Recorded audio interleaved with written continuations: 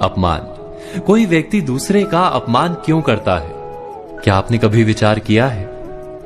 वैसे तो हम भी बिना कारण बहुतों का अपमान करते हैं। हमारा अपना अपमान भी बहुत बार होता है। संसार का सारा व्यवहार एक दूसरे का अपमान करने पर टिका है। जैसे पति अपनी पत्नी का अपमान करता है, पिता अपनी संतानों का अपमान करता है, नौकरी देने वाला अपने नौकर का अपमान करता है, अर्थात जो भी बलवान है वो निर्बल का अपमान करता है।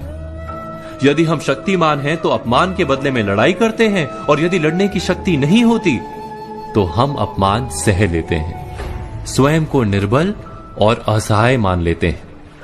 हमें छोटे होने का एहसास होता है। ऐसा प्रतीत होता है जैसे हमारी आत्मा कुचली गई हो। किंतु कोई किसी का अपमान क्यों करता है? हम विचार कर रहे थे कि जब अपमान होता है तो मनुष्य को अपनी निर्बलता का एहसास होता है, और निर्बलता का बोध मनुष्य को कुचल देता है। वो अधिक से अधिक निर्बल बन जाता है, अत्याचार सहने की आदत सी पड़ जाती है, आत्मविश्वास का नाश हो जाता है। और जब आत्मविश्वास नहीं होता तो मनुष्य शराब और जुए जैसे व्यसनों में सुख ढूंढता है, मन से रोगी बन जाता है। आखिर किसी भी मनुष्य की ऐसी दुर्गति कोई क्यों करता है? अपमान करने वाला वास्तव में क्या सिद्ध करना चाहता है? कभी गहराई से विचार किया है?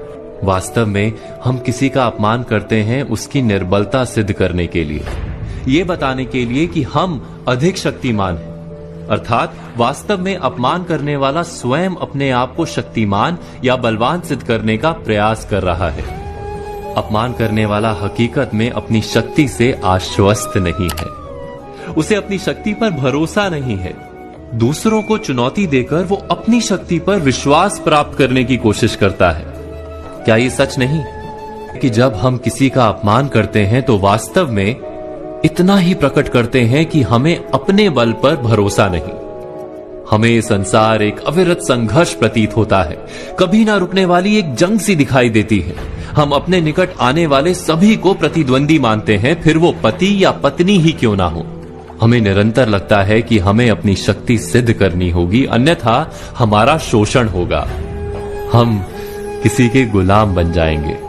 किंतु क्या हमने कभी विचार किया है कि दूसरों को प्रतिद्वंदी अर्थात दुश्मन मानने के बदले कलीग मान लें, हमारी सहायता करने वाले सहयोगी मान लें, अर्थात दूसरे व्यक्ति को प्रेम करें तो उसका अपमान करना आवश्यक ही नहीं होगा।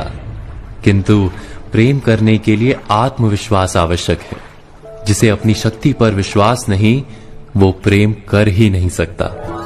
अर्थात जिसका हृदय आत्मविश्वास से भरा होता है, ना वो अपमान करता है, ना अपमान को स्वीकार करता है। क्या ये सत्य नहीं? इस तथ्य पर विचार अवश्य कीजिएगा।